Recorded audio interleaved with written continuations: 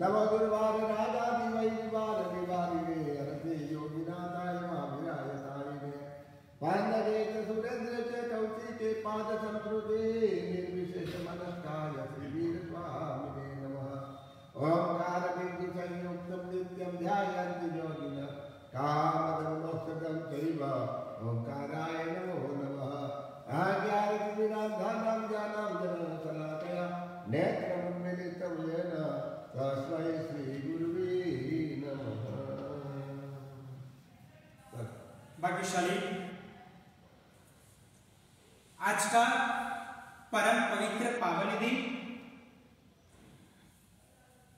श्रावण महीने का शुक्ल पक्ष की पांचम का दिन है, यानी कि हमारे शरीर के उपकारी परम तारक बाल ब्रह्मचारी वैसे बायुष में तीर्थंकर परमात्मा श्री नैमिनाथ परमात्मा का आज जन्म कल्याण का दिन है। भाग्यशाली आज समग्र भारतवर्ष में हर एक श्रावक श्राविका के मुंह पे खुशहाली छाई गई होगी। नैमिनाथ परमात्मा गिरनार मंडल उनका जन्म कल्याण का दिन, जन्म कल्याण का प्रवचन शुरू करते हुए उसके पहले पूज्य मुनिराज प्रभु विजय जी महाराज साहब के स्वमुख के द्वारा नैमिनाथ परमात्मा का भाववाही गीत की प्रस्तुति हम सभी एक साथ में सुनते हैं। उनके बाद प्रवचन की भावधारा में, आज के जन्म कल्याण के प्रवचन की भावधारा में जुड़ने का हम प्रयत्न करेंगे।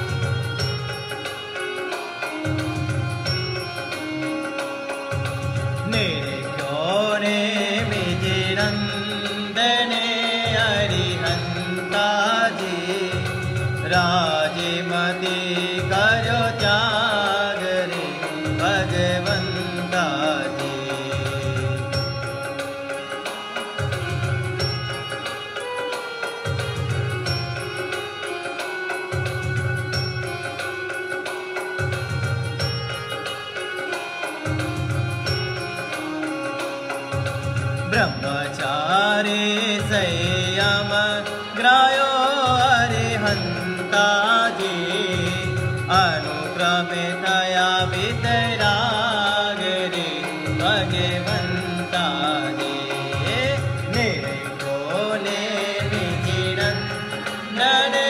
अरिहंताजी राजिमति करो त्यागरे भगवंताजी चामरे चक्र सिंहासने अरिहंताजी पादपीठ संयोत भगवंताजी छत्र चले आकाश अरिहंताजी देवदुंदु बेवरयोत भगवंताजी निर्गुणे मिजिनंदने अरिहंताजी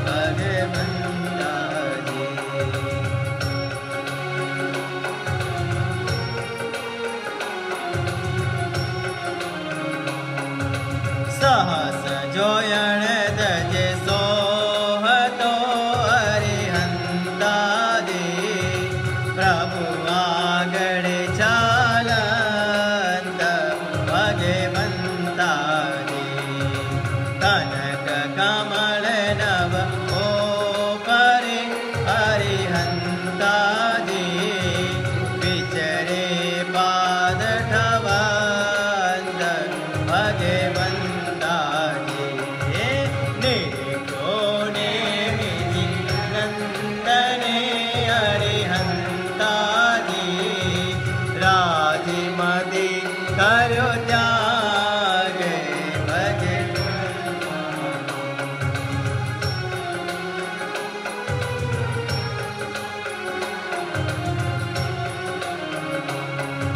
चार मुखे दिए दे सनारे हंता दे त्रण गण जाग जमाल भगवंता जी केसरो रमसु कलारे हंता जी बाद नहीं कोई काल भगवंता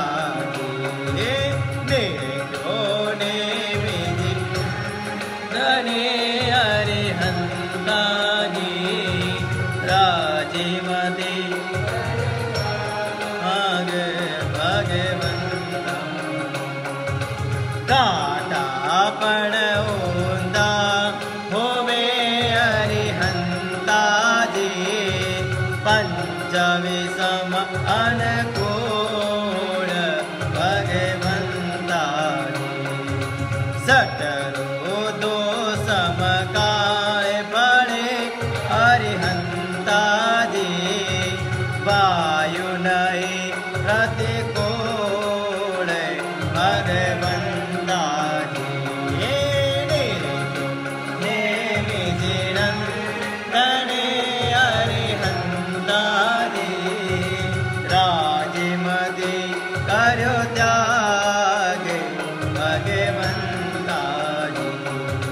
पाणी सुगंध सुर कुसुमणि अरिहंता जी गोष्ठी होए सुरसाल भगवंता जी पंखी दिए प्रत्येक सेना अरिहंता जी वृक्षन में असराल भगवंता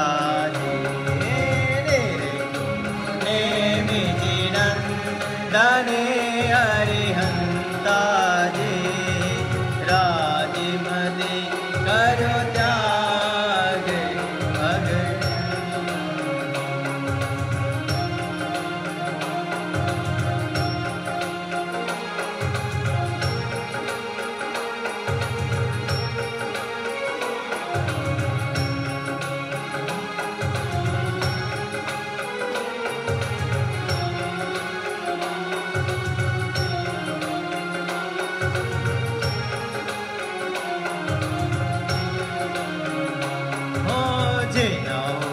तम पद मणि अरिहंता जी सेवा करे सुर कोड़ी भगवंता जी चार निकायन जगन्य दे अरिहंता जी चैत्य वृक्षते मजोड़ी भगवंता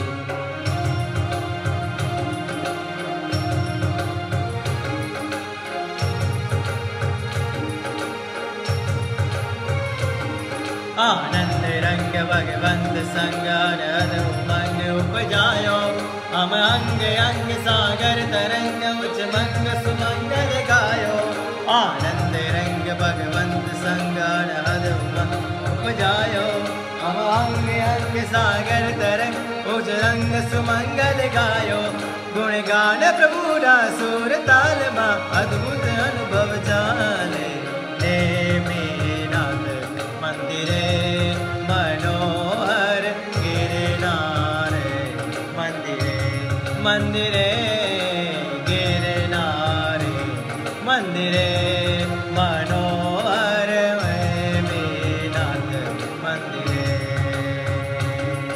आनंद रंग भगवंत संगण उपजायो हम अंग अंग सागर तरंग उचरंग सुमंगल गायो आनंद रंग भगवंत संग अनहद उमंग उपजायो हम अंग अंग सागर तरंग उचरंग सुमंगल गायो गुण गान प्रभु ना सुर ताल अद्भुत अनुभव जाने गिरनारे मंदिरे मनोहर नेमिनाथ मंदिरे मंदिरे गिरनारे मंदिरे मनोहर नेमिनाथ मंदिरे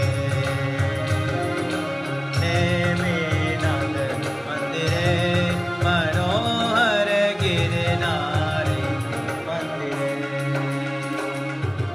बोलो नेमिनाथ भगवान की जय। भाग्यशाली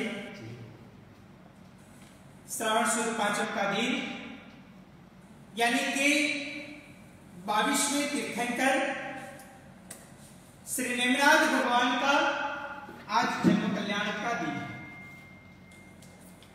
भाग्यशाली जन्म कल्याणक आज के दिन नेमिनाथ परमात्मा का हुआ और कहा जाता है कि कार्तिक वद 12 के दिन यह नेमिनाथ परमात्मा का चवन कल्याणक हुआ। बराबर अच्युत नाम के देवलोक में से नेमिनाथ परमात्मा का चवन होते हुए वो पधारे सौरीपुरी नाम की नगरी में, जहां पे समुद्र विजय राजा राज करते थे और शिवा देवी माता की कुक्षी में वो मध्य रात्रि को आने का हुआ। भाग्यशाली जब माता की गर्भ के अंदर परमात्मा का आने का होता है, उन्हें जैन दृष्टिकोण के मुताबिक चवन कल्याणक कहा जाता है। इस अवसर में काल में 24 तीर्थंकर परमात्मा अपने गर्भ माता के गर्भ के अंदर कितने दिन रहे, तो कहा जाता है कि प्रथम तीर्थंकर परमात्मा अपनी माता के गर्भ में 9 महीना और 4 दिन रहे, दूसरे भगवान 8 महीना और 25 दिन रहे, तीसरे भगवान 9 महीना और 6 दिन रहे, चौथे भगवान 8 महीना और 28 दिन रहे, पांचवें भगवान 9 महीना और 6 दिन रहे, छठे भगवान 9 महीना और 6 दिन रहे, सातवें भगवान 9 महीना और 19 दिन रहे, आठवें भगवान 9 महीना और 7 दिन रहे, नौवें भगवान 8 महीना और 26 दिन रहे, 10वें भगवान 9 महीना और 6 दिन रहे, 11वें भगवान 9 महीना 6 दिन रहे, 12वें भगवान 8 महीना 20 दिन रहे, 13वें भगवान 8 महीना और 21 दिन रहे, 14वें भगवान 9 महीना और 6 दिन रहे, 15वें भगवान 8 महीना और 26 दिन रहे, 16वें भगवान 9 महीना और 6 दिन रहे, 17वें भगवान 9 महीना और 5 दिन रहे, 18वें भगवान 9 महीना और 8 दिन रहे, 19वें भगवान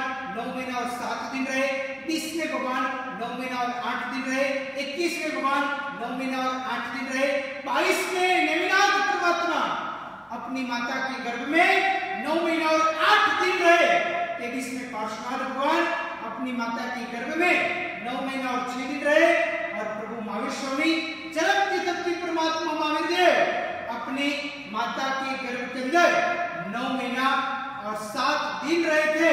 इस प्रकार ये 24 तीर्थंकर परमात्मा का गर्भकाल था।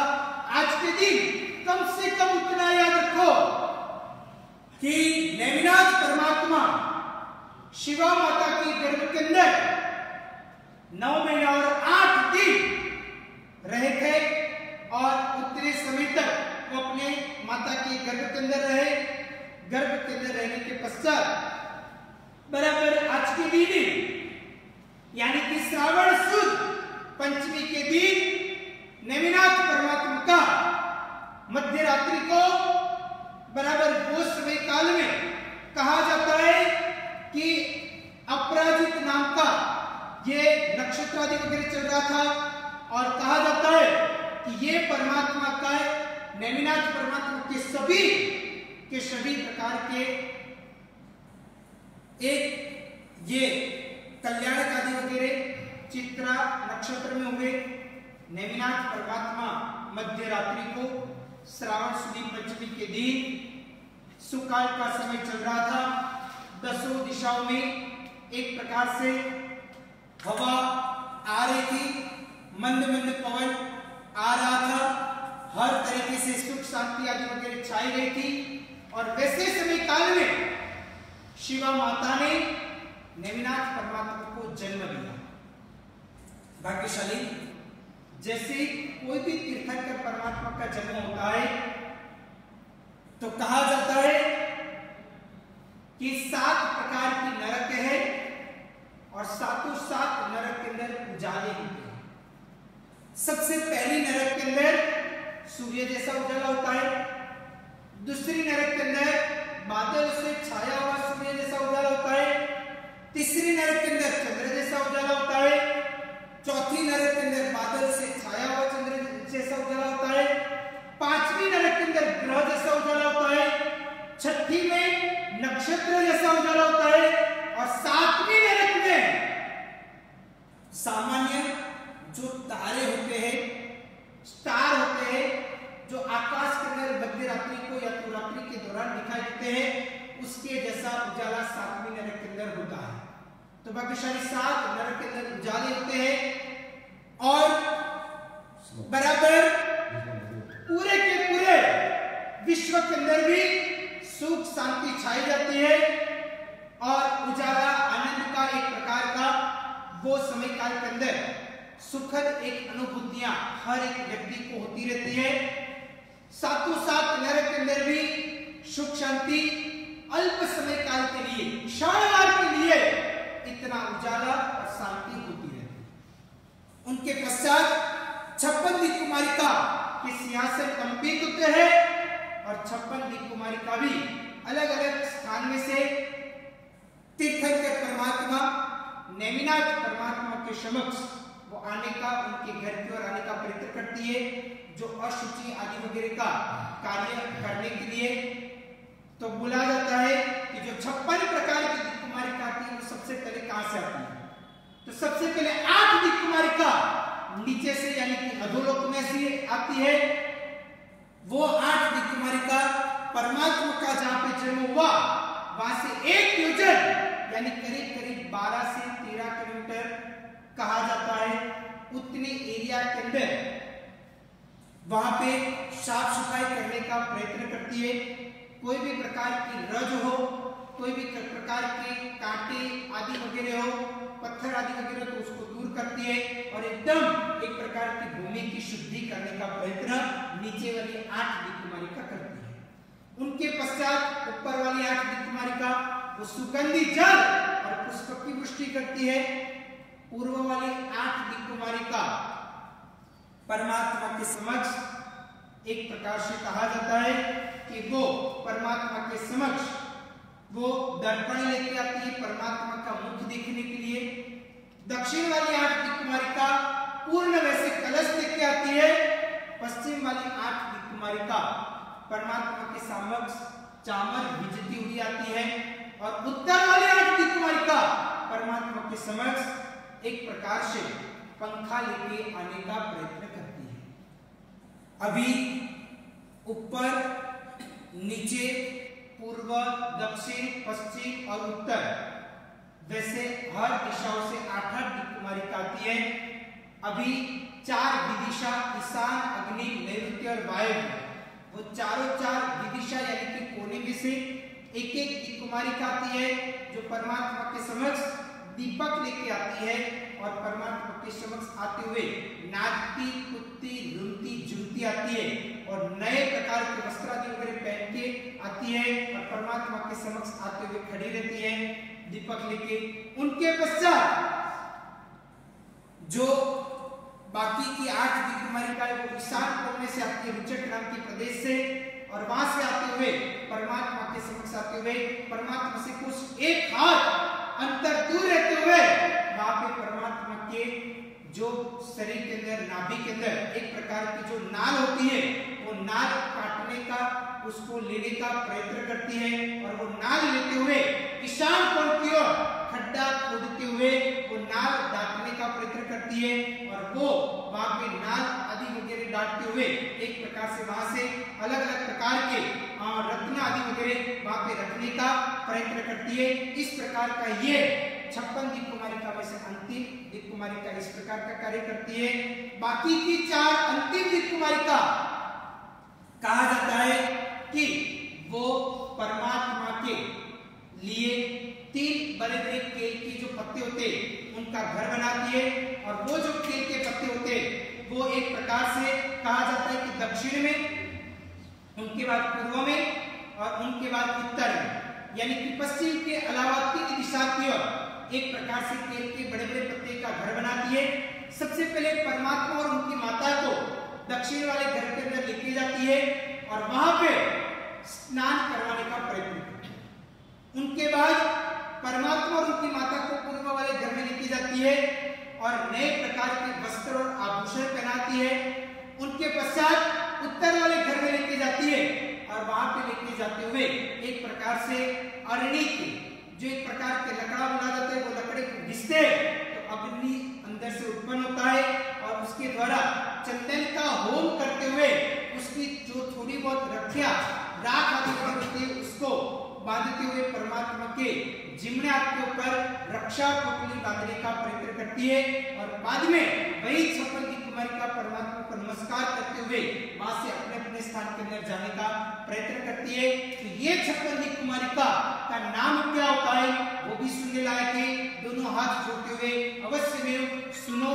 56 दिव्य कुमारिका के नाम भोगंकरा, भोगवती, सुभोगा, भोगमालिनी, सुवत्सा, वत्समिता, पुष्पमाला, आनंदिता, मेघंकरा, मेघवती, सुमेघा, मेघमालिनी, तोयधरा, विचित्रा, वारिसना, बलायिका, नंदा, उत्तरानंदा, आनंदा, नंदीवदना, विजयंती, जयंती, विजय और अपराजिता, सुप्रजिता, सुप्रभदा, यशोधरा, लक्ष्मीवती, शेषवती, चित्रप्रदा, वसुंधरा, इलादिनी, सुरादिनी, पृथ्वी, पद्मावती, एकनाशा, नमिका, भद्रा और सीता, अलमनुसा, विक्की, पुंडरीका, वारुणी, हासा, सुरप्रभा, सूर्य, री, चित्रा, चित्रकका, सत्यरा, वसुदामिनी, रूपा, रूपासिका, स्वरूपा, रूपकावती।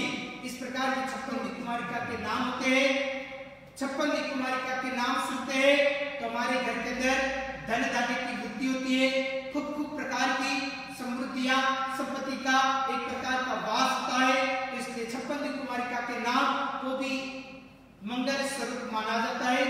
परमात्मा का ये प्रकार का कार्य 56 दिव्य कुमारिका करते हुए अपने स्थान के अंदर जाती है। उनके बाद 64 इंद्र महाराजा जो होते हैं उनका भी एक प्रकार से सिंहासन कंपित होता है। सौधर्मेंद्र का सिंहासन कंपित होते हुए उनके बाद एक प्रकार से हरिणी कविसी देव को बुलाया जाता है।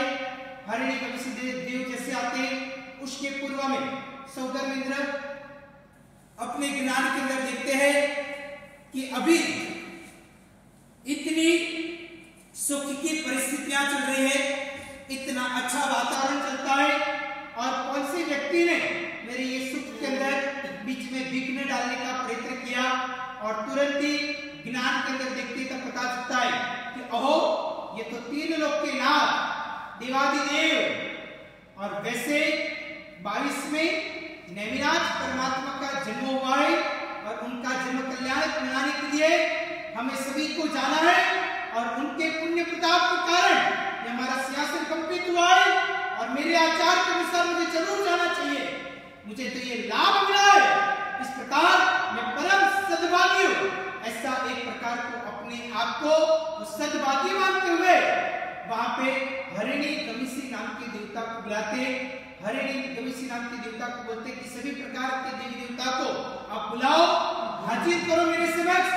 और हरिणी गमिसी देवता नाम के देवता वो एक प्रकार से सुकोसा नाम का गण जो बहुत विशाल प्रकार का कहा जाता है। अगर वो घंट इतना विशाल है तो उसका अंदर का जो लोलक होता है, जो घंट बजने वाला, वो भी इतना विशाल होता है और वो बजाने का प्रयत्न करते हैं।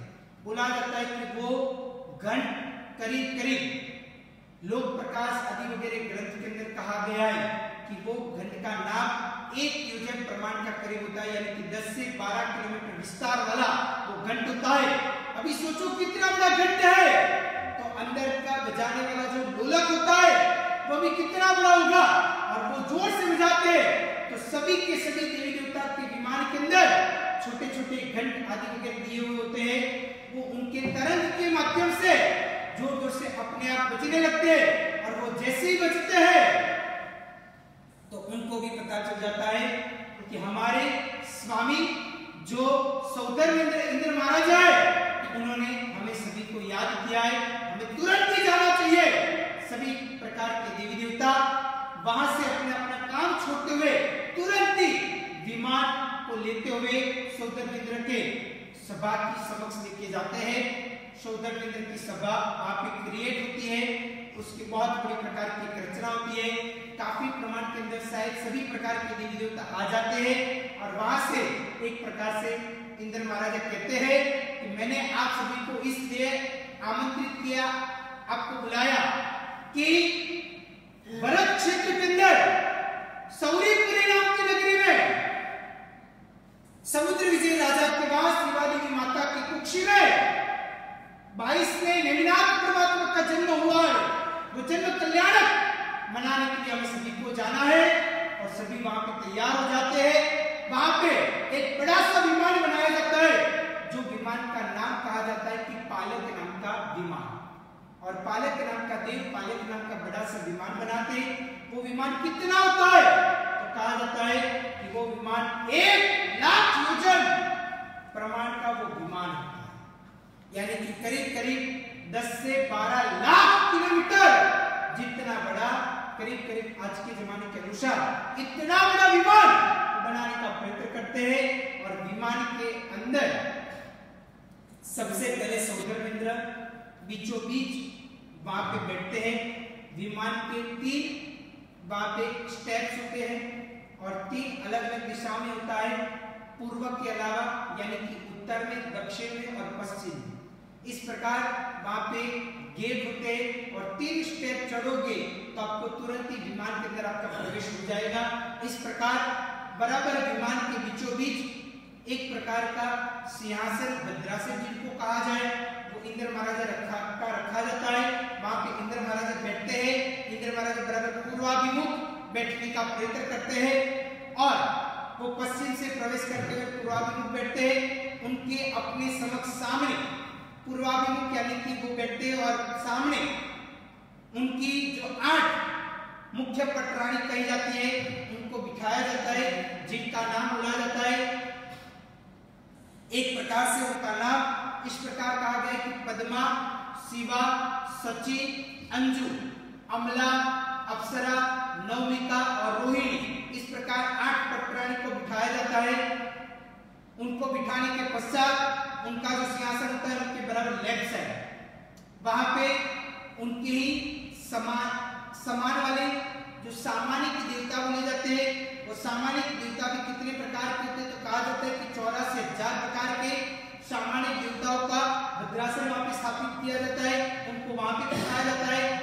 इंद्र महाराजा की जिम्नी साइड बराबर 3 प्रसदा होती है। एक होती है अभ्यंतर प्रसदा, उनके बाद में होती है मध्यम प्रसदा, और उनके बाद में होती है बाह्य प्रसदा। इस प्रकार 3 प्रसदाएं बिठाई जाती है, और 3 प्रसदा के अंतर्गत सबसे पहले नंबर की अभ्यंतर प्रसदा में 12,000 देवताओं को बिठाया जाता है।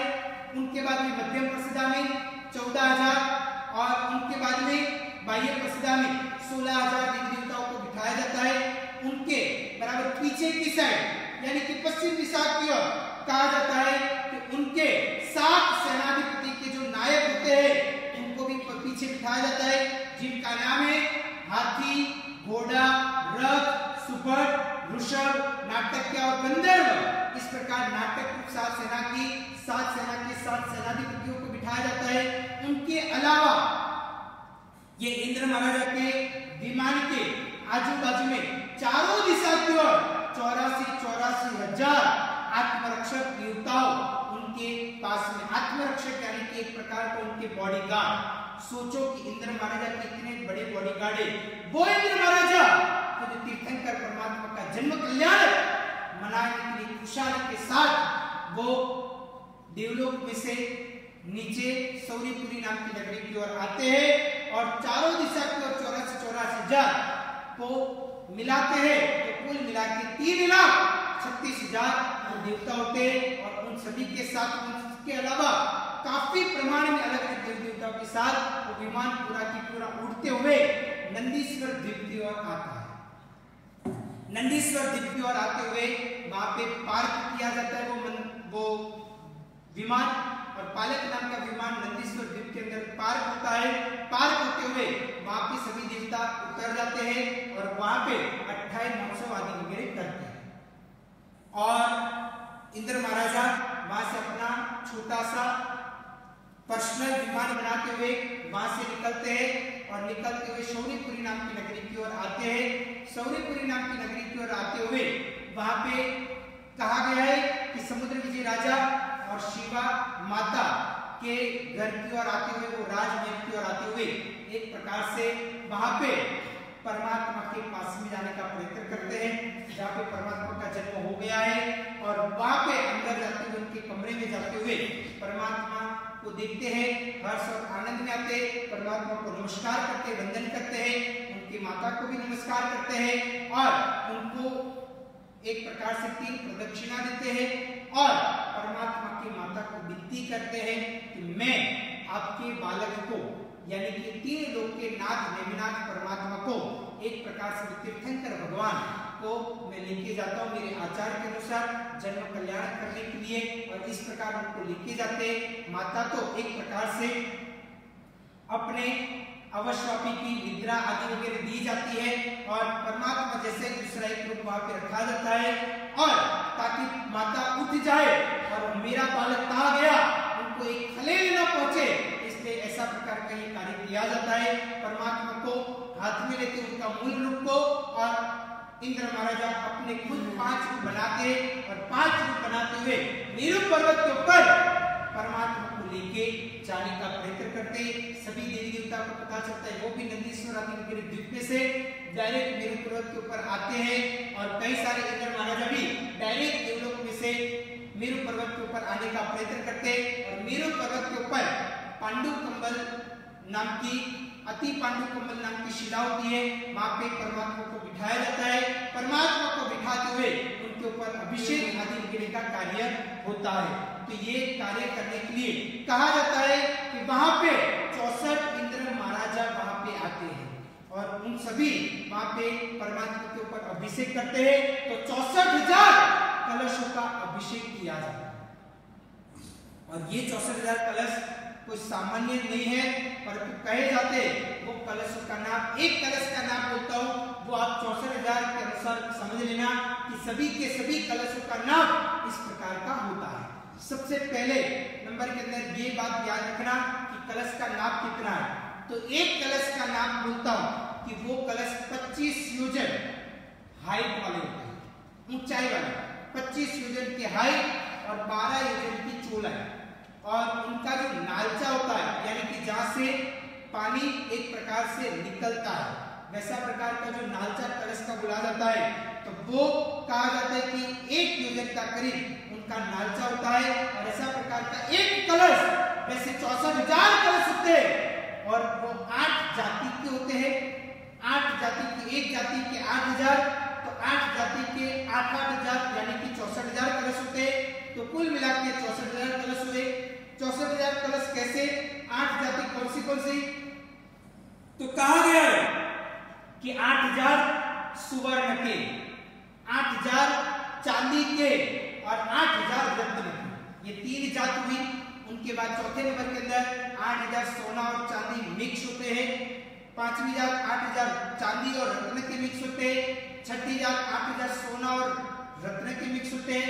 7वीं जात 8,000 सोना चांदी और रत्न ये तीनों के मिक्स होते हैं और 8वीं जात 8,000 मिट्टी के कलश होते हैं।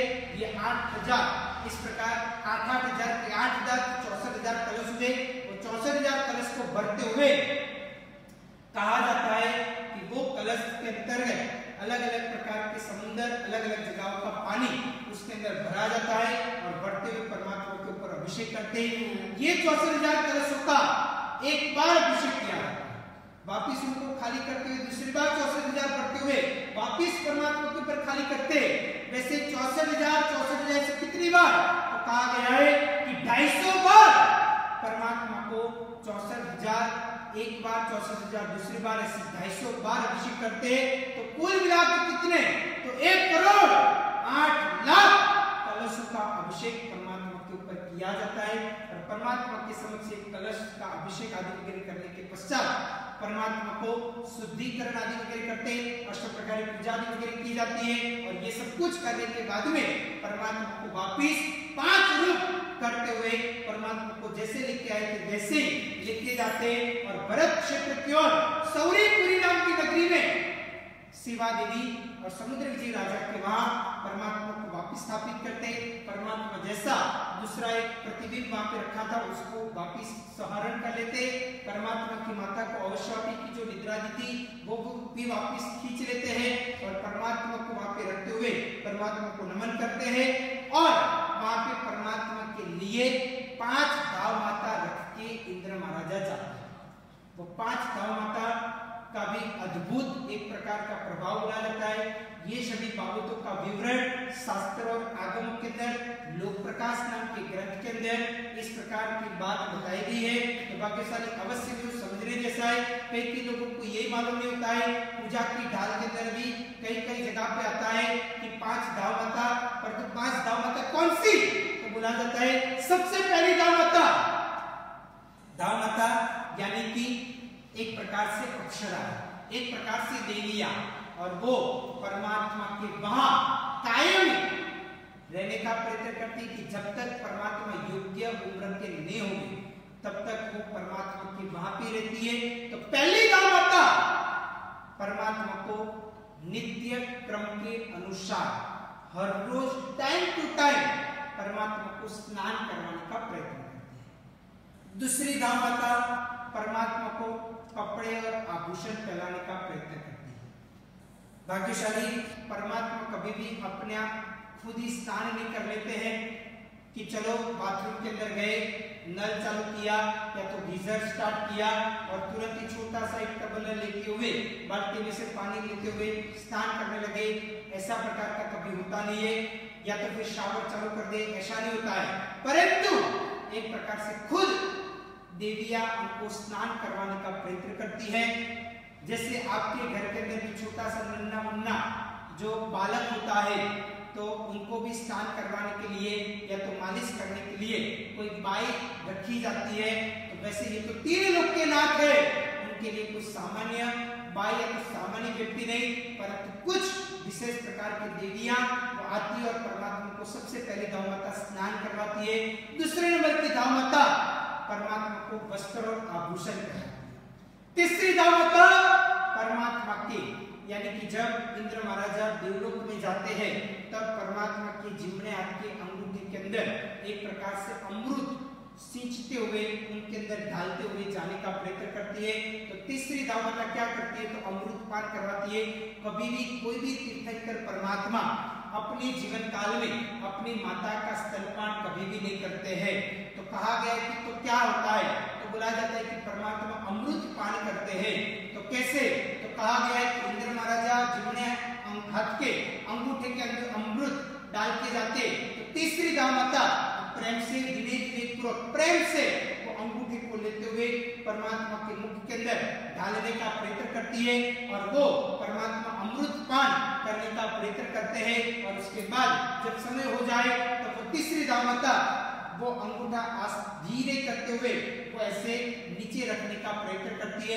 इतना ही काम तीसरी गांव माता का यानी कि अमृत पान करवाने का कार्य करती है। चौथी गांव माता परमात्मा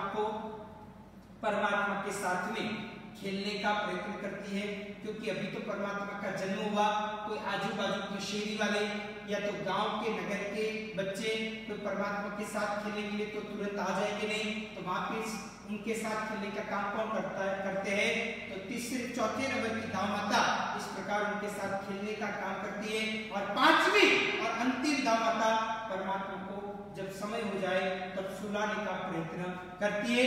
इस प्रकार 5 दाव माता का अलग अलग प्रकार का काम होता है। वापिस एक बार 5 दाव माता का मैं कार्य बोल देता हूँ। पहली दाव माता परमात्मा को स्नान करवाती है, दूसरी दाव माता वस्त्र और आभूषण पहनाती है, तीसरी दाव माता अमृत पान करवाती है, चौथी दाव माता परमात्मा के साथ खेलने का काम करती है और पांचवी दाव माता शयन करवाने का कार्य करती है। अभी 64 इंद्र महाराजा का नाम भी एक बार सुनाता हूँ, हाथ जोड़ते हुए सुनने का प्रयत्न करो। चंद्रेंद्र, बलेंद्र, धर्मेंद्र, भूतानंद, हरिकांत, हरितार, वेणुदेव, वेणुधरी, अग्निसीमा, अग्निमालव, विलंब, भंजन, सुघोष, महाघोष, जलकांत, जलपुंज, अपूर्ण, अवारिष्ट, अमित, अमित वाहन, काल, महाकाल, सुरूप, प्रतिरूप, पूर्णभद्र, मणिभद्र, भीम, महाभीम, किन्नर, किमपुरुष, सत्पुरुष, महापुरुष, अनिकाय, महाकाय, सुरूप, प्रतिरूप, पूर्णभद्र, मणिभद्र, भीम, महाभीम, किन्नर, किमपुरुष, सत्पुरुष, महापुरुष, अनिकाय, महाकाय, दिक्कर सनिक समान का दाता विदाता, ऋषि, ऋषिदत्त, ईश्वर, महेश्वर, सुवत्सर, विशाल, आसरति, श्वेत, मासिक, पवपति, सूर्य, चंद्र, सौगर्वेंद्र, ईशानेंद्र, सर्वेंद्र, महेंद्र, ब्रह्मेंद्र, लालचंद्र, शुक्रेंद्र, सहस्रेंद्र, प्राणकेंद्र और अच्युतेंद्र, इस प्रकार के 64 इंद्र महाराजा के नाम होते और 64 इंद्र महाराजा इस प्रकार का कार्य करने का प्रयत्न करते हैं। तो भाग्यशाली ये परमात्मा का जन्म कल्याण की बात हुई, तो आज इधर तक हम रखने का प्रयत्न करते हैं। कल नेमिनाथ परमात्मा का दीक्षा कल्याण का दिन है। भाग्यशाली कल के दिन नेमिनाथ परमात्मा ने दीक्षा ली थी, तो वो दीक्षा कल्याण का बहुत अद्भुत प्रवचन, परमात्मा ने दीक्षा किस प्रकार ली, परमात्मा ने जब दीक्षा ली तब वृषिदान वरघोड़ा किस प्रकार किया था, वृषिदान का किस प्रकार अतिशयादि वगैरह होता है, और उस प्रकार की बहुत अद्भुत और शायद अपने जीवन में न सुनी हो ऐसी प्रकार की बाबतों का विवरण मैं शास्त्र और आगमों के मुताबिक लेके आऊंगा। तो भाग्यशाली अवश्य में सुनने लायक है और इसलिए जरूर कल के भी प्रवचन के अंदर सुबह 9:30 बजे हम जरूर मिलने का प्रयत्न करेंगे। आज शाम को 6:30 बजे आप सभी को नेमिनाथ परमात्मा का श्लोक का जो एक अद्भुत चीज कही जाती है तो वो सुनाने का प्रयत्न शाम को 6:30 बजे पूज्य निराता प्रभु विजय जी महाराज साहब करेंगे। और आज रात को 8 बजे हमारी यही फेसबुक के माध्यम से लाइव भक्ति अहमदाबाद से सुप्रसिद्ध संगीतकार रोमिल शाह करवाएंगे। तो सभी भाग्यशाली जरूर जुड़ने का प्रयत्न कीजिए। नेमिनाथ परमात्मा का जन्म कल्याण का दिन है, इसलिए अद्भुत इस प्रकार का कार्यक्रम रखा गया है। आगे की माहिती मैं आपको कल के दिन देने का प्रयत्न करूंगा। वित्रा की आज्ञा कुछ भी बुलाकर इच्छा भी दुक्कड़म आचार्य भगवान के मुखारविंद के द्वारा सर्वमंगली का पाठ सुनते हैं।